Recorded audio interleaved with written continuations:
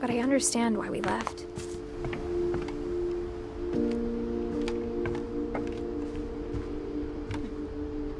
My mom ended up leaving everything behind. What happened that night had been coming for a long time. Maybe it should have come sooner.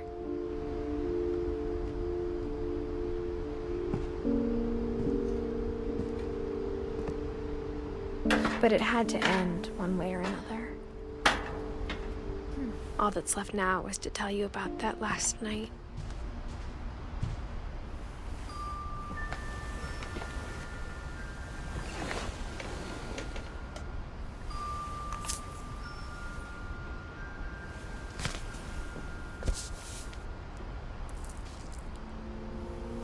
That whole last day, Edie just watched us pack and didn't say a word. Until supper, when she raised her glass and said, "To our final night together, and all our final nights apart." Grandma, you know what I said about alcohol. Some of your medications are very Edith, specific. I left a present for you in the hallway. Why don't you go open it? The grown-ups have to argue now. I'm sorry, you're right. We're all leaving tomorrow. Let's just enjoy our last... I'm not leaving. Edith, you're excused.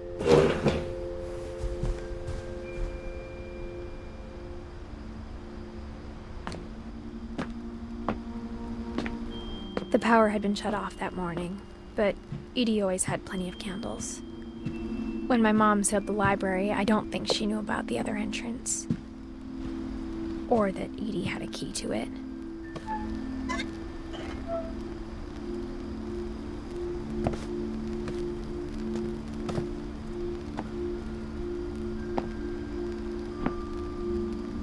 That thing you're afraid of isn't going to end when you leave the house.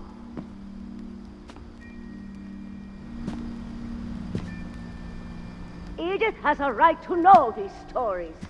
My children are dead because of your stories.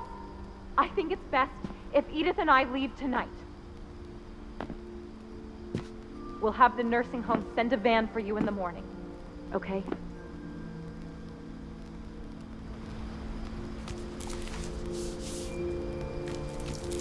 Dear Edith, there's so many stories I wish I could tell you, but there's only time for one.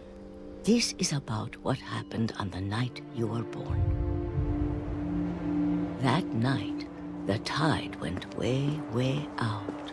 It was the first and last time I ever saw the old house aground.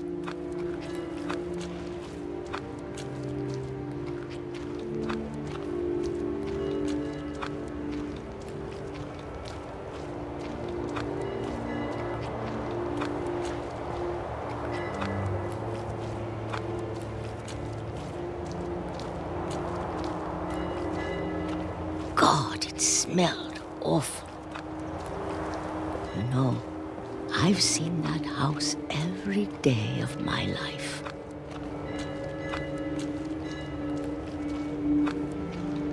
But I never thought I'd go back to it. When the fog rolled in, I lost my way.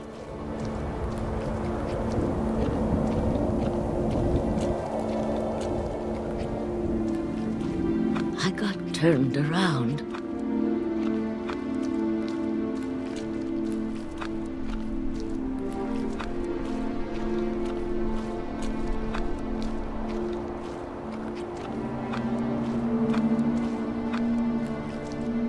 For a while, I wandered. I started seeing things.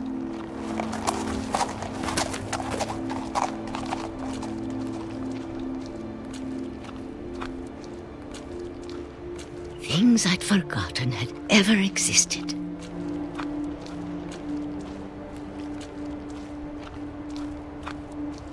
But when I saw them, they felt like old friends. That night, a lot of things came back to me. Or maybe I came back to them.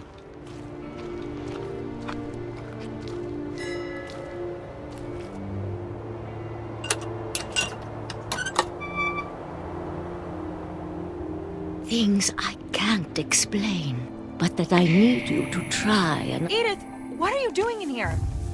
It's mine. Edith! Mom, you're gonna rip it! Let go! I kicked and screamed, but Mom dragged me to the car. I never saw Great-Grandma Edie again.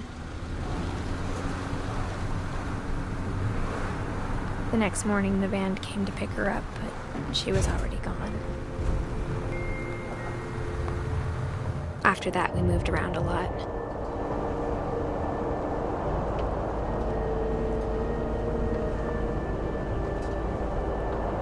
We both tried to make the best of it.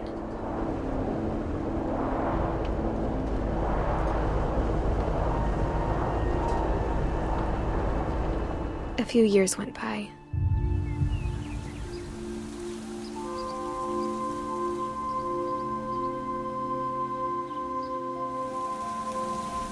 My mom didn't like to talk about it, but she started getting sick a lot. The rest happened pretty quickly. She got better for a while, and then she didn't. And then I was alone.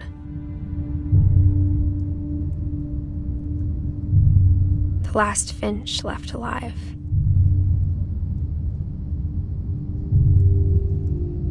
Until I found out about you.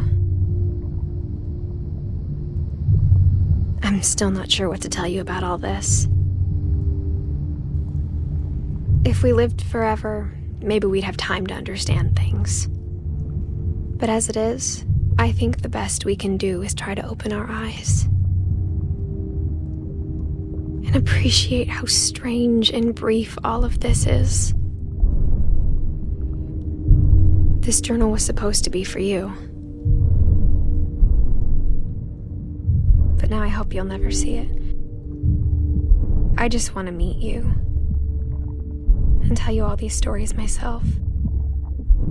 But I guess if you're reading this now, things didn't work out that way.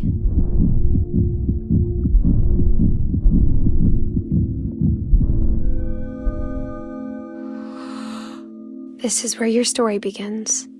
I'm sorry I won't be there to see it. It's a lot to ask, but I don't want you to be sad that I'm gone.